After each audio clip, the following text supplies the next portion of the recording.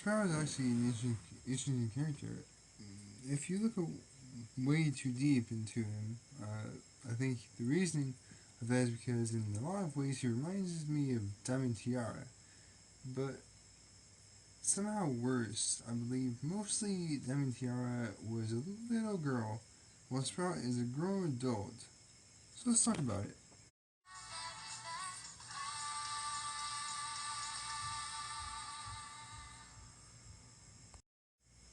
One thing about Sprout is you're not supposed to like him. He's supposed to be a cowardly and pathetic. Most of my information about the character comes from the TV trope site and what I've seen from the movie and the show. What other people say, but it's very clear to tell that whoever wrote that about Sprout did not like him, which was the intended purpose of his character.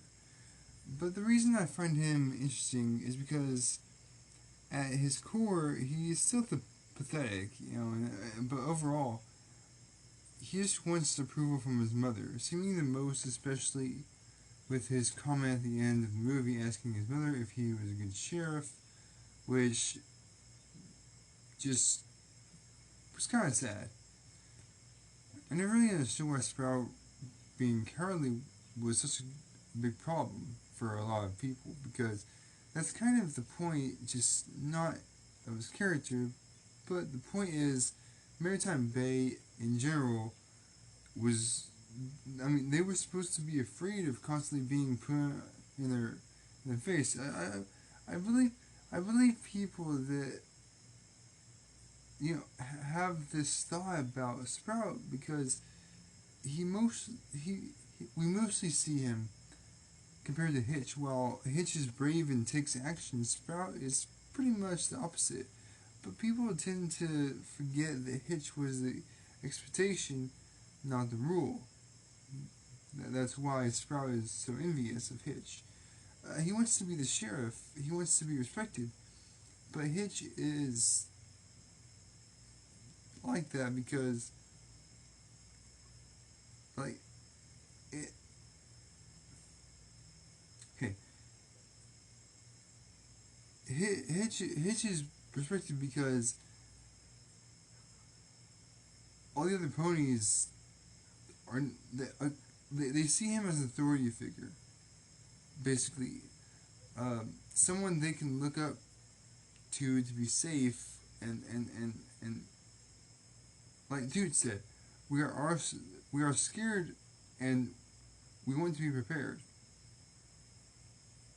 That is why when Sprout gave them a so-called solution while Hitch was gone, they immediately took it not only because he was giving them an answer, but the first time Sprout was showing authority and taking action, even though it was in the wrong way. The thing is, to him, it was the right way. The real question is it his fault? Now, now, this I'm going a little philosophical here. In this section, the sad truth is that we are all a product of our environment, who raised you, the area of the world where you grew up.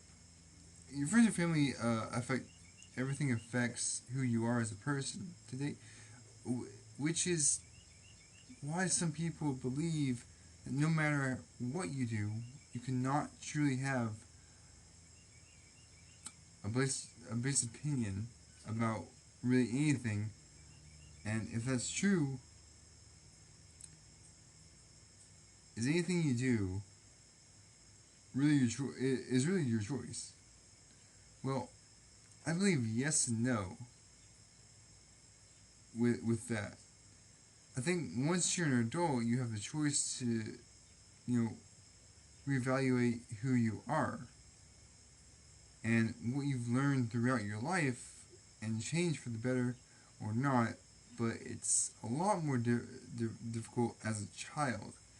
And this is what Sprout has to do when he was taught to be afraid, because he, as you can see in the earlier scenes in the movie, he doesn't seem to be cowardly, saying things like, "If I ever come back to Maritime Bay, we will beat their butts again." Talking about the unicorn and Pegasi.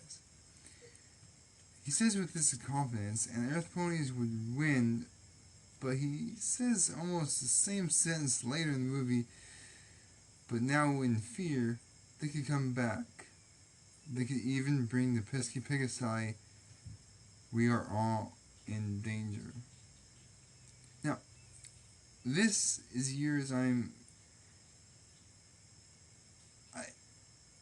okay, in his mind, I would be afraid too. I mean, the literal slogan is to be scared, is to be prepared. Now going back to you being a product of your environment is true. For all the ponies, mostly notably in Maritime Bay, even the character Sunny, there is a strong possibility that if her father did not have those beliefs, neither would she now have. Of course, there is a chance